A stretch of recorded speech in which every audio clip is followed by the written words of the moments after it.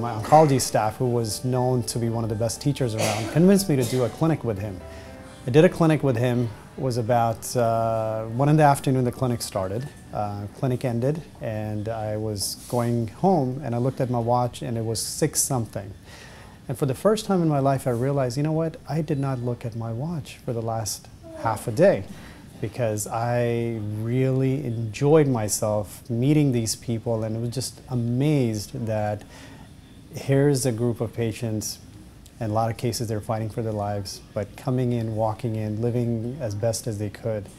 And it made me realize this is what I want to do. You know, take care of these people and make sure they continue to, you know, whatever remaining days, years, wherever I cannot cure the disease, at least give them the best quality of life. When I was in training, average colon cancer patient, stage 4 disease, had a 6-month survival.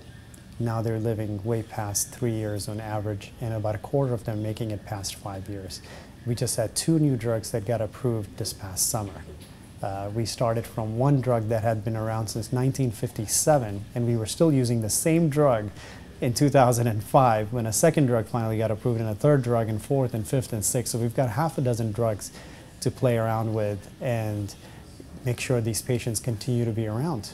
I tell my patients that we're trying to make this into a chronic disease. Just like we can't cure high blood pressure, we cannot cure diabetes, but we can certainly manage those patients and so they can have a normal life. And that's the route where we're headed. Well, when Dr. Jooma was assigned to be my doctor, naturally I did my homework, and I had some friends that contacted Duke and Johns Hopkins and the Mayo Clinic and everything, and when they found out that Dr. Jooma was my physician, they told me to stay in Florida and relax close to home because I couldn't do any better as a physician. I instantly liked him. He's very personable. It's very easy to talk to. He explains everything to take the bewilderment out of the experience you're going through. He's very knowledgeable. There is nothing great than when a patient walks in to see you and tells you, thanks to you, doctor, I got to see my new great-grandson, or I got to my 60th wedding anniversary, or I was able to go to my granddaughter's wedding. Those are the things that really keep you going to do your best.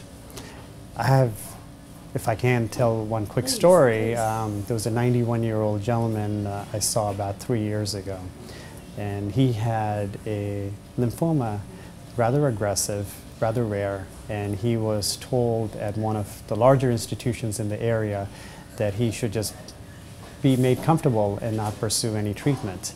Here was a man who was a mechanical engineer, still worked on the computers, drove himself to the office, very physically active. I decided to, proceed with treatment. It was rather challenging, but we got him through. And 3 years later, this past Christmas, he gave me a card with pictures of all the new grandkids that he has met since his treatment. And I keep that on my desk to remind myself that what's important in life.